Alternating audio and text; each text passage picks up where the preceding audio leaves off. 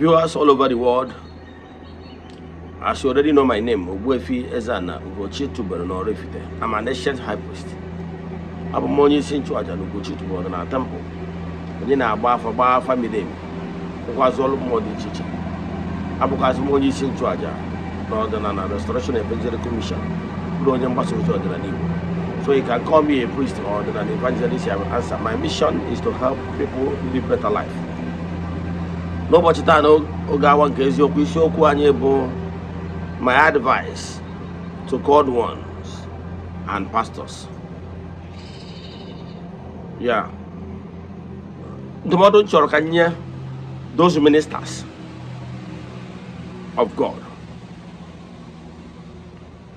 Those people, those called ones that have been evangelizing, building places of worship, building various altars. Mana since you bidoro nya altar gị, you notice na altar anaghị aga.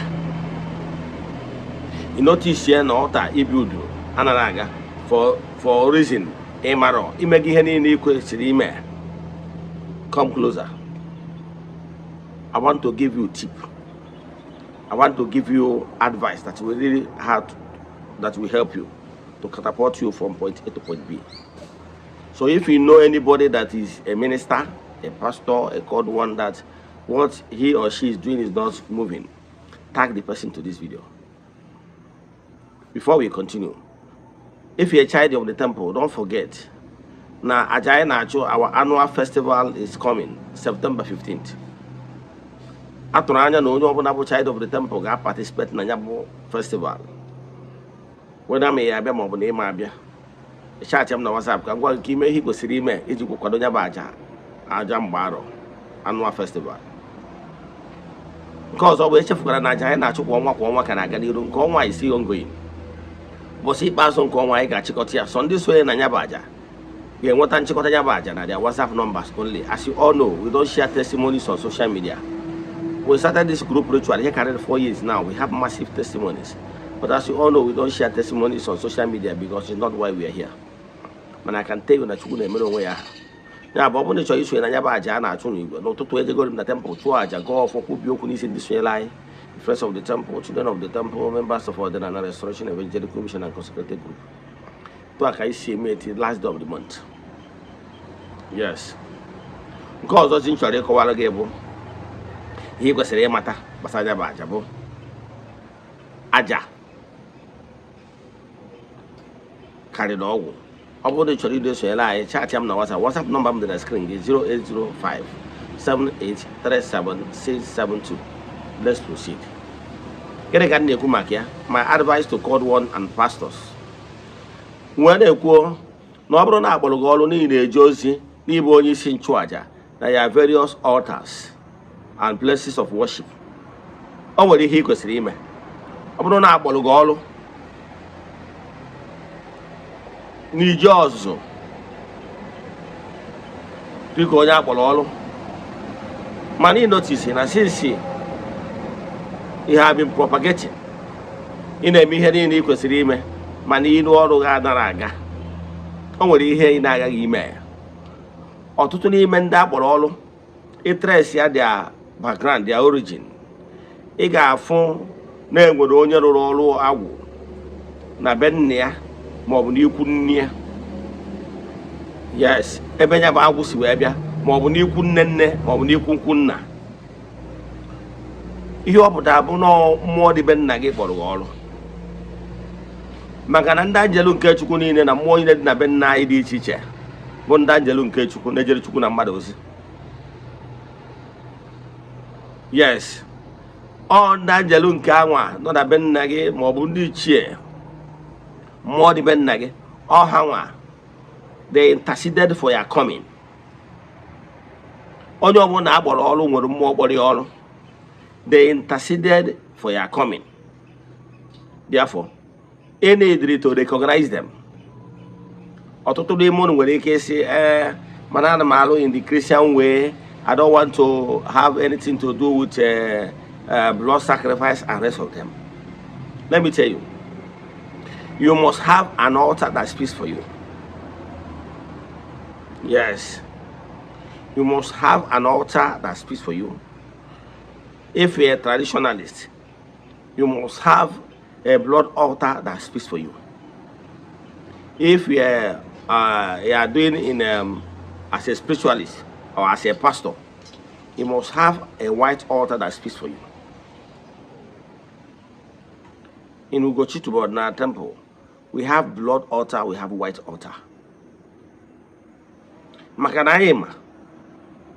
No fuchuku wo fu ala aji ka na achụrụ anụ. Mana ike dị na awaja.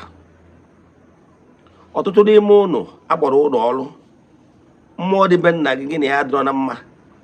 You have not even aligned yourself with mmụọ gboro gị oku. Mana ị nwere ọgbụk. Ọtụtụ n'ime unu nwere ike jecha training. Mana enwere ike ndị jere training ahụ akọwala gị from A to Z of ihe ị ga-eme ka iwe dị ebube, ka iwe dị great. Iji ọsụje bido ọrụ gị. Ụfọdụ bido ministry ha. Ụfọdụ bidoro ekpere ha. Mana ibido ekpere a, after a while, o nwere ike gatụ obere because of your passion and your determination. Ọ gatụ obere, o collapse. Ọ bụrụ na iso na ndị nwere ministry ma ọ bụ na ị nwere place of worship, akpọrọ gị ọrụ mana nwere ọzọ ihe ị na-aghọta. Ihu ọrụ na-ekolapsi. Ihu ebe nchụaja gị na-ekolapsi. Adịghị afụzi mmadụ. Bịa, will help you. Maka na o nwere ihe ị kwesịrị ime. You must have an altar that speaks for you. Ga-akwụdoro gị. Ọ ga-enwerịrị altar that speaks for you. Ụwa dị ka esi chee ya, ọ dịchara etu anwa iche n'ọdị. Ọ dịchara etu anwa iche n'ọdị. Ekele ọlụ eke. Ihe ị kwesịrị ime bụ ịma ọ ga-enwerịrị ewe isi adọn mmụọ kpọrọ oku. Yes, using positive altars to pacify them. Ọ ga-enwerịrị mmụọ ga-akwụdoro gị. Gaa no behind your altar. Maka na ebe a na-eje esiri ike ihe a na-aya bụ ndị amoosu. Ọ bụ na ị mara ọka ntị wara gị akụ Igbo sugbe. When you open any altar or any place of worship, a ga-enwe attack. A ga-enwe attack ga-esi n'aka ndị ilo wee bịa. A ga-enwe attack ga-esi n'aka ndị anwa ị ga-atọ n'agbụ wee bịa. Because they must fight your altar. Ihe a ga-eji fight your altar bụ na they want their altar to collapse. Maka na ọ bụ na your altar guzo, ị ga-esi na ya wee tọọ ọtụ ndị mmadụ n'agbụ wee dapụta ọtụ ndị mmadụ. So those negative forces will not like that your altar to stand. So bear this one in mind. And the malakwa na-enwere competition. Ihe ọbụla mere mmadụ involved, enwere competition. Even among those one called, enwere competition. Ị bịa na Facebook, ọ na-ede afụ ga nọgịta onye nke ara agba onye awọ, onye nke ara agba onye awọ. Etu a ka ọ dịkwa in the reality of life. Even among the pastors. Enwere ike a na-agba that war ahụ ọ dị cold war. Ime notice ya. Ụfọdụ na-agbagidekwa nke apụta na Facebook. Ị ga-emerịrị ike amoosu. Ọ bụrụ na ị meriri ike amoosu, ihe ị na-eme ama aganata. That your call does not mean na amoosu will not fight you. Witchcraft, witches and wizards will fight you. Mana enwe strong altar that is backing you, that is the only way you can escape. Ka nke ọrụ nke before mechie. Ihe lọtara nwoke akọla ya akụkọ na Bible na Old Testament. Onye ekpechara ekpere Daniel. Ewee si ekpere. Ewee gwa anyị na-ese ndịrị ndị mmụọ maka abịacha ya ekpere. Mana ndị mmụọ apụọ n'ụzọ. Negative forces hijack ya dị mmụọ ga-abịa butere ya ọsa ekpere ya. Ewee si na o tekiri after for a very long time. O tekiri direct intervention of a higher entity. Ịbịa the breath ya. O wee ruo wee si Daniel na o tekokwa ese ndịrị ya ka ebeza ya ụsọ ekpere ya. Mana na ihe mere nụ na principalities and powers from Persia hijack ya n'ụzọ. Amụrụ m mgbe ị na-agba, mana I can tell you that these negative vibrations can actually hijack your glory. They can actually hijack your altar. They can actually hijack your ministry, hijack your place of worship. ime enu mana nothing even ndị si na aka gị wee gozie ha ama eleta gị every year iburu obi ize boy ịgbakwana nkịtị na onye kwechi ekwe ọ bụrụ na ịgba nkịtị ị mara na ọ pụtara n'ikwelu ka ọ dịrị gị n'ọfụ ka ọ dịrị gị etu a let it be like that and it shall remain like that. So ime ihe kwesịrị ime mmalụ na-enwelu mmụọ ga-back ya altar. Ọtụtụ ndị mmadụ will not tell you this, but I will tell you maka na nchọrọ ka ọ dịrị gị mma. Ka m kwụsị ebe a. Ọ bụrụ na o nwere ajụjụ ma ọ bụ mgbazi ọnụ ịchọ ka anyị gbaziere gị, ịchaatị m na WhatsApp 0805 7837672. Let us pray. Ekwere m na Chineke. Ekwere m na ọ dị ihe siri m ike ka Chineke na-apụghị izi m ụzọ m ga-esi luwo ya n'ihi na ọ mazuru ihe niile. Obi m siri ike na Chineke emeworo m ya, ya gazie. May the blessings of Chukwu Okike pụrụ ime ihe niile be with you all. May you be protected, may you be blessed now and forevermore. Ya gazie, udo dịrị ọnụ.